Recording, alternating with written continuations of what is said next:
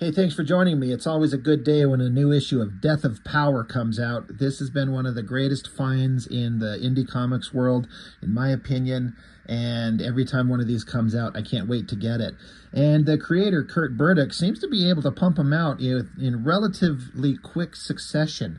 I know creators that, go and make their kind of standard comic book and you maybe get one a year. And I get why, because it's hard to put these things together when maybe you're not making a living off of this. So you're doing it in between your job and your family and your kids and life and trying to put out these books. But Mr. Burdick, he turns them out in relatively quick succession, relatively speaking, every 3 or 4 months. I think it's something like that. Doesn't have a huge page count, but he makes absolute kind of the best use of the space and, the amount of space he's got in the comic that he makes. And he does his Kickstarters, and he doesn't have them go for 30 days. It looks like he only does them for like 2 weeks, but he hits his goals and then some. So I hope he's being really successful. I hope he's finding, personal pride and respect and success with everything that he's doing, because he's putting his heart and soul into these things. And I think they're just entertaining as hell. And I've done videos on all of them. They're great. I can't recommend these enough. Go hit them up. Go find this Burdick guy. Look him up. Death of Power. I'm pretty sure I can't imagine he wouldn't have inventory of these things to sell. That's the whole point, is to keep them going, I would guess. So the basic concept for anybody who doesn't know, if you're starting off with issue 5 here like me, or like this video, but it started out as, for those of you who know the Cartoonist Kayfabe channel, Ed and Jim did a video where they were talking about how the death of Superman was just like, should have been the most epic comic book in the history of ever, and it absolutely was not. So they put out there into the world, hey, those of you out there who are makers, make the best version of a Death of Superman comic that you could ever come up with. And I don't know how many actually got into the hands of them when they were kind of doing this. This is, I would say, like 3 years ago, I think, something like that. But the first, and as far as I know, the only one they ever showed was issue 1 of Death of Power by Burdick. And they absolutely loved it. They're like, this is now the best version of it because it's so much more visually interesting and violent and powerful and shocking, and it just leaves a bigger mark on your brain than that original one did. Now, I know that's kind of contentious for some people. Some people love Superman. I do too. Some people love Superman comics. I don't really. And some people love DC Comics to death. And I respect that, but, I have to go back and look at it, and respectfully, again, I wasn't reading DC Comics or anything, but I did pick up that issue, and there's so many other artists that could have done a better job. And, you could go and watch that on the Cartoonist Kayfabe channel and see their breakdown of it. And you might disagree. You might think it's great. Like one of my friends I know, he personally found it fantastic and he still loves it. And he just respectfully disagrees with me, and I get it. But Burdick here made his version of that comic. The first one was like that final fight between Superman and Doomsday. And it's the most violent, over-the-top, bloody, gory, weird, awesome, incredible. Every page you turn is like, oh my God, what's he going to do next? What shocking thing are we going to see? Holy Lord. I have just no idea where this is going. So issue 1 was the death of Superman and Doomsday. It ended with Superman getting his head blown off, and same thing with Doomsday, and they're both dead. Violent and crazy. Issue 2 started with Lex Luthor, and again, they're different names. It's not Superman. It's Power. It's not Lex Luthor. His name's Lud or something like that. It's so to avoid copyright confusions. We have Wonder Woman, but her name's not Wonder Woman. It's War Lady, I think. But I'll just call them who they are. Who they are, the characters are supposed to be. So basically, Luthor takes Superman's headless body, pulls his heart out, Superman's heart out of his dead corpse, shoots off Superman's headless, heartless body into space to just get rid of it, takes the heart and puts it into like a power suit, and he experiments on it with a, Plastic Man? He puts Plastic Man in the suit just to test it first, and this was after Plastic Man and another rubber creature got together with Lois Lane, because Lois Lane turns out is in love with Lex Luthor. They're having like a really weird kinky sex relationship. It's really interesting and funny and weird, kind of gross, especially when Lex Luthor brings in the 2 rubber guys to let her have a little bit of fun in all kinds of ways that you can only imagine. Believe me, you'll see it. But then they put the heart in the superpower suit, but then it blows up Plastic Man. It doesn't work. And then issue 3, I think it was, Lex Luthor figures out the mistake. He gets in the suit and, like, powering up this super suit with Superman's heart, forges this armor thing into his flesh body, making him kind of one with the suit. He's this over-the-top super-powered being, and he fired these beams out instantly, I think from his dick, if I remember correctly, that traveled across the planet and found all the versions of the DC superheroes. You know, the Flash, who is watching a turtle walk in the desert and he's jerking off to it, or Aquaman and one of his female compatriots are both like railing on a dolphin.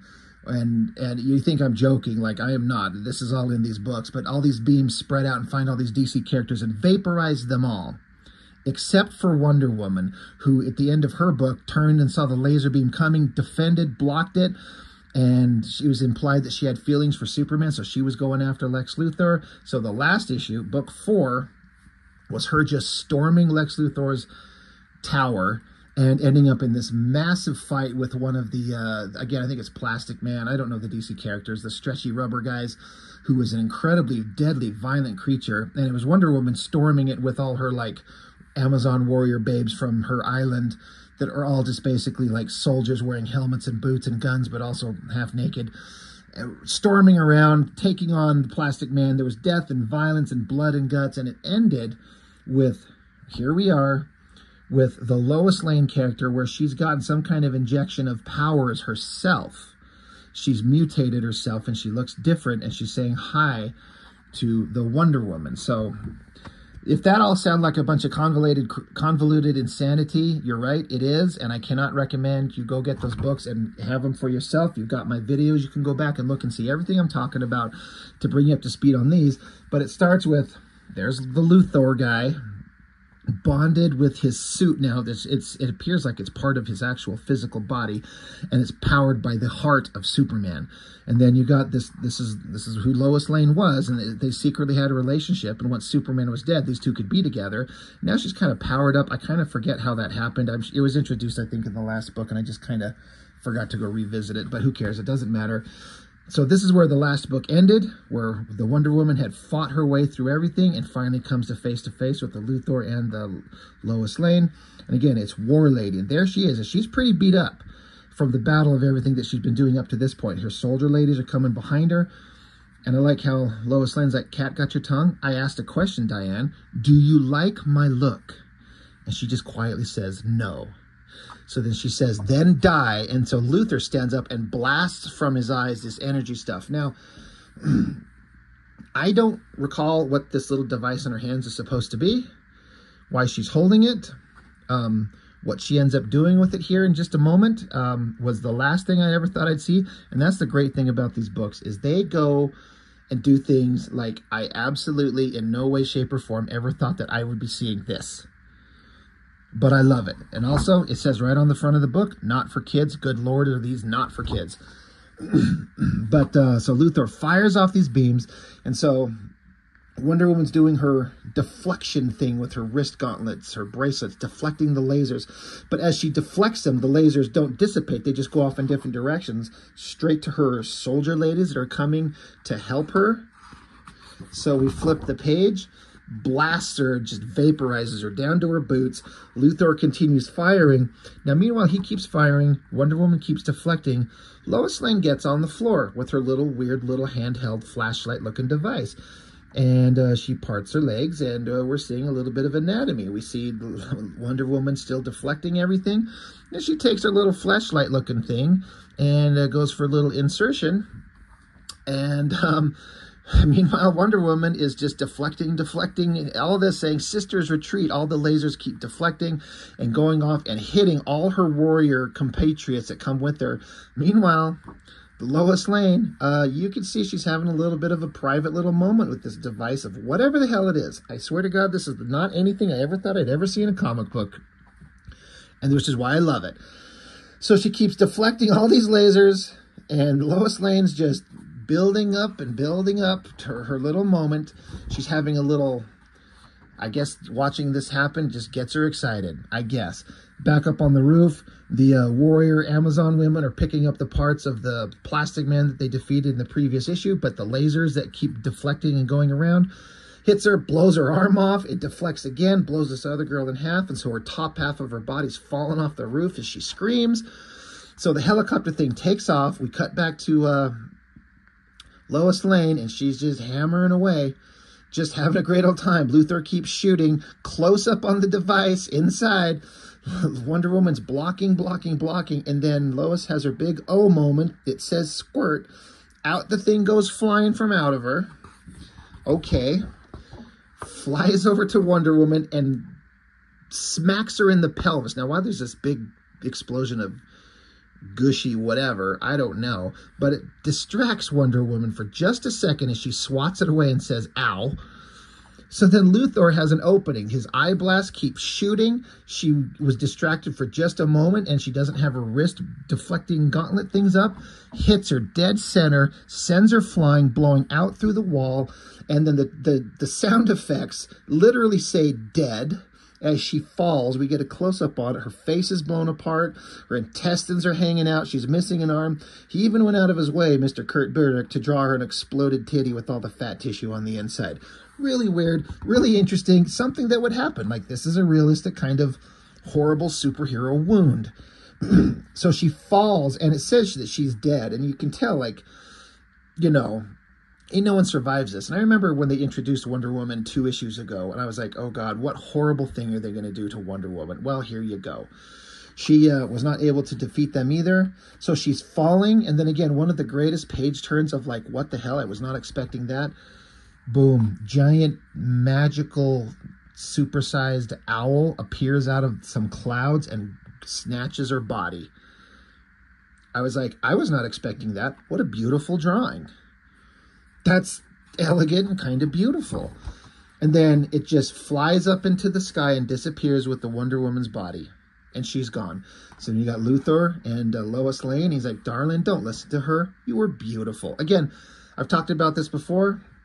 There's very little dialogue in these. The only dialogue are just this text here and then the beginning where she asked, do I look beautiful? No, then die. And then it's just all silent fighting with sound effects. So there's your Luthor. Look, his joining with Superman's heart gave his little suit a little cybernetic ding-dong. It's all there. So it goes from here to this beautiful double-page spread. And it says 100 years later. Big time jump. 100 years later, Earth.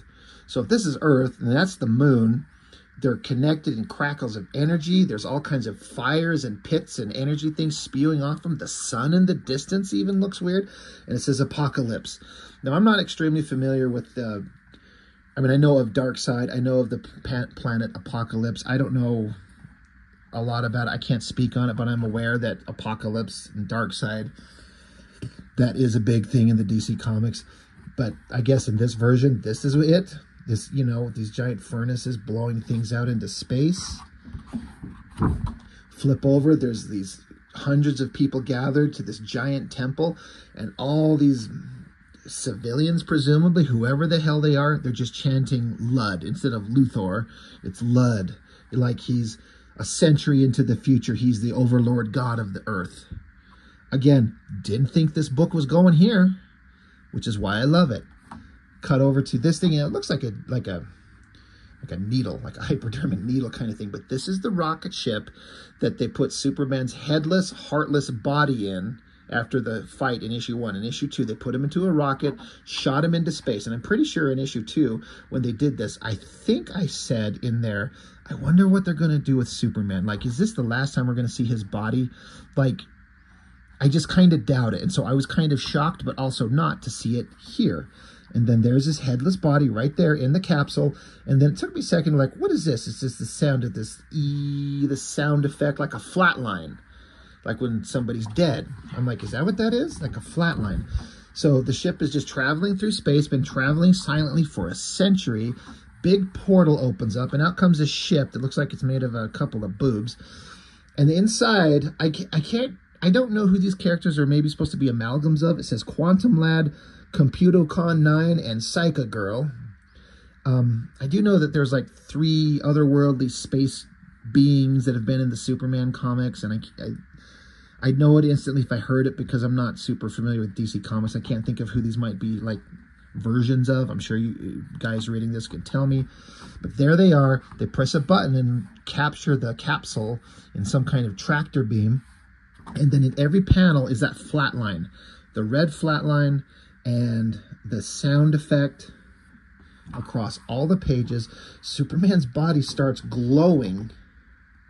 And on the back cover, that flat line suddenly boop starts beeping, and it says heal, heal, heal, heal. And then like this gross head starts growing out of the top stump of his dead body. So the implication is maybe Superman's going to come back. I love what Kurt Burdick does. You absolutely have no idea where this is going, except that it'll be shocking, exploitive, funny, dynamic, interesting, and you will walk away from it going, that was the craziest thing I've ever seen. I can't wait for the next one. So in the same vein, when the cartoonist Kayfabe reviewed issue 1, the now late Ed Piskor, he said, Kurt Burdick, we speak your name. And yes, we do. I will continue to speak your name, sir. I look forward to every one of these books that you do. They're absolute genius. I can only imagine where you're taking these, where the end game is, and what it'll look like, how fucked up everything will be, and every page turn of shocking violence and sex and grossness. I can't wait to see it all. I doubt Kurt has actually watched any of my videos. Maybe he has. I don't know. He's never commented on them, and that's fine. I get it. He's a busy guy making comic books, and he's successful. Because cartoonist Kayfabe, Ed Piskor said in another video one time something to the effect of him saying, like, when we decided we were going to spotlight this book, I think Piskor said he sent him an email to Kurt Burdick, said, get ready for your life to change, dude, because we're going to put your book on the channel. And from what I understand, he woke up the next day and his Etsy shop was sold out and blown up and tons of orders being requested. And you know what? He deserves it. You know, when the cartoonist Kayfabe channel was going and, you know, doing their thing, they had the opportunity. They had powers to put a spotlight on people that they felt like deserved it. And I think that's great. And they, you know, they were selective, and they should be. If they're going to give somebody a big spotlight and take time out of what they want to do to show off someone else's work, they're only going to choose what they think is the best stuff. And this is one of my favorite things. It's definitely adult. It's more than R-rated. It's X-rated, but so it's not for everybody, not for kids. But this is the kind of shit that interests me because it's just so different and so shocking, and I absolutely love it. So Kurt Burdick, we continue to speak your name, sir. Please keep making these. I want everyone you're going to do. So that's all I've got for now. So thank you for watching. I really appreciate it. I'll see you next time.